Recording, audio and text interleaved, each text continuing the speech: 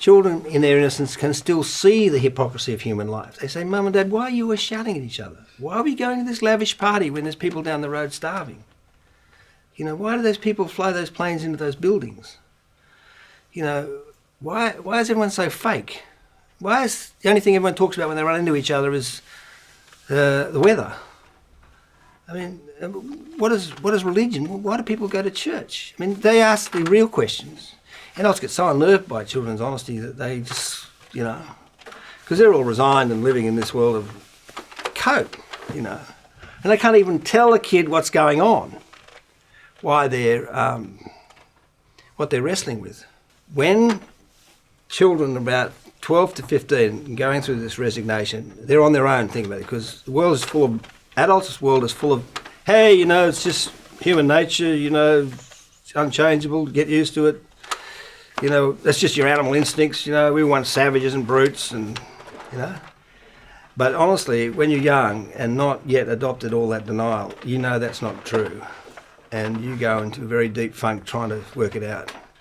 Until eventually, when you resign around 15, you hit such a depression that you have to give in. And then you very quickly appreciate why everyone's using all this bullshit, all these denials to cope, because you sure as hell need it, because you don't want to ever go near that depression again.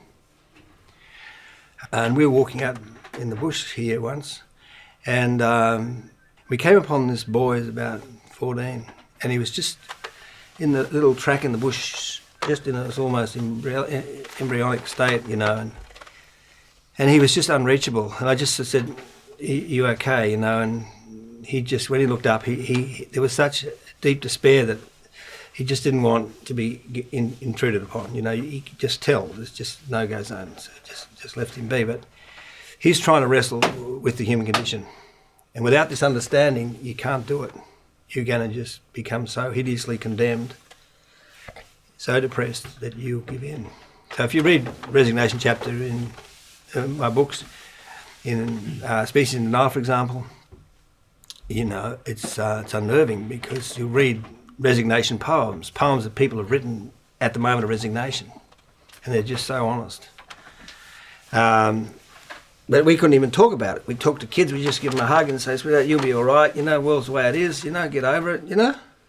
And they're just dying in their room, just headbanging with loud music, you know, because they can't talk to adults. Adults are full of shit. They're full of denial. They're using all these false excuses. They're not even admitting there is this problem. There's a powerful one in here. This is a clinical psychologist, and he's talking to a kid that's going through resignation. Robert Coles. No wonder he got the Pulitzer Prize, because this book is a book of rare honesty. He got the Pulitzer Prize because he dared to get that close to the truth. He wrote, I tell of the loneliness of many young people feel, even if they are have a good number of friends. It's a loneliness that has to do with a self-imposed judgment of sorts. Because it's all right looking at the human condition without, the imperfection of the world around you, but when you look at the human condition within, that's when you die a million deaths. Because no one gets him out of nurturing as they should since this battle emerged. And his offspring aren't going to get anything like the nurturing we did before this upset happened. So no child is going to grow up secure. So we haven't talked about Adam Stork Jr. and what happened to him as a result of this battle.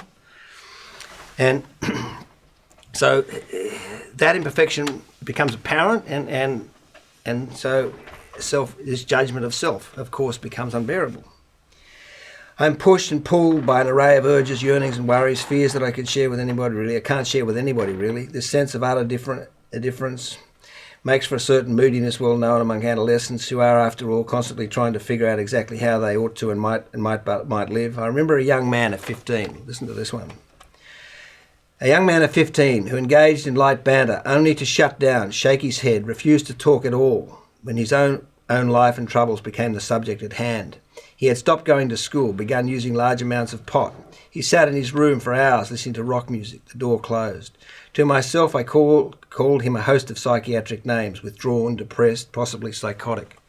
Finally, I asked him about his head-shaking behaviour. I wondered whom he was thereby addressing. He replied, no one. I hesitated, gulped a bit, as I took a chance. Not yourself. He looked right at me, now, in a sustained stare for the first time. Why do you say that? I decided not to answer the question in a manner that I was trained to reply. He's a clinical psychologist.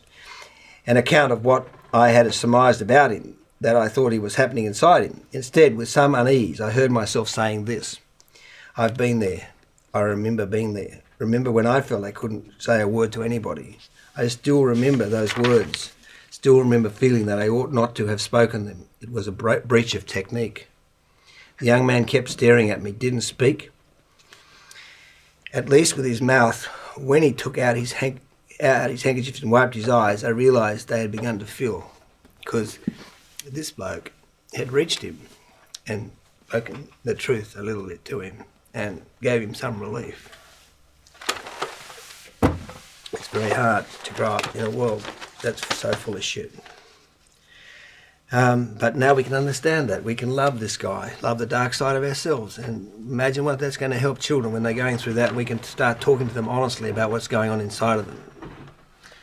How much relief that's going to bring when they can finally understand why we are the way we are, why we're so artificial, making jokes all day, laughing. When they can see this horror